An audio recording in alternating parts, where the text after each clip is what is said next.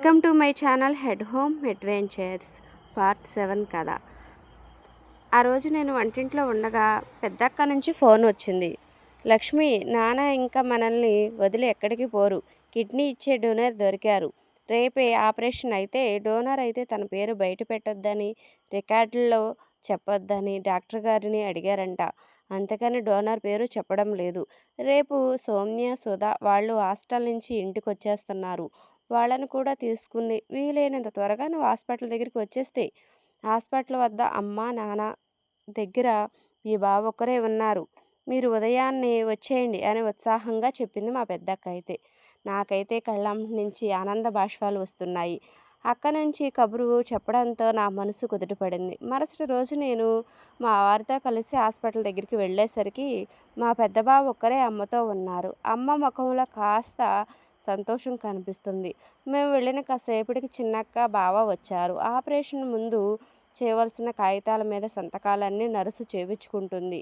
అలాగే పెద్దక్క పెదబావ దగ్గరికి కూడా వచ్చి నర్సు సంతకాలన్నీ చేయించుకుంటుంది. నాకేమీ అర్థం కావడం లేదు. సంతకాలు పెదబావ కూడా ఎందుకు చేస్తున్నారు అని. ఏంటి బావ, అక్క ఇంకా రాలేదా? సౌమ్య, సుధా వాళ్ళని తీసుకుని త్వరగా ఇక్కడికి వచ్చేస్తానని చెప్పిందిగా అన్నాను. పిల్లలు రావడం లేట్ అయినట్టుంది. వచ్చేస్తుందిలే, మనం అందరం ఉన్నాంగా అన్నాడు బావ.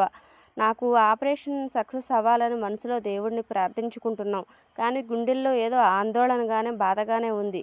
తగ్గడం లేదు. నాకే కాదు, మా అందరి పరిస్థితి కూడా అలానే ఉంది. ఆపరేషన్ థియేటర్లోకి తీసుకెళ్ళిన తర్వాత 3 గంటల తర్వాత తీసుకొచ్చి సక్సెస్ అని డాక్టర్లు చెప్పడంతో మేమందరం ఊపిరి పీల్చుకున్నాం. కానీ ఇంకో గంట వరకు ఎవరు పేషెంట్ని చూడడానికి వీలు లేదని చెప్పారు డాక్టర్లు. చెప్పడంతో మేము వెయిటింగ్ హాల్లో కూర్చున్నాం. ఇంతలో నర్సు వచ్చి డాక్టర్ గారు రామంటున్నారు అంటూ మా పెద్దబాబుని పిలిచింది. నాకైతే అర్థం కావట్లేదు. నెక్స్ట్ ఎపిసోడ్ పార్ట్ 8లో ఉంటుంది. నచ్చిన వారు తప్పకుండా కథ అన్నది ఎలా ఉందో ఒకసారి కామెంట్ రూపంలో చెప్పండి. అర్థం అవుతుందో అర్థం కావట్లేదు. ప్లీజ్ రిక్వెస్ట్ మీ చెప్పండి.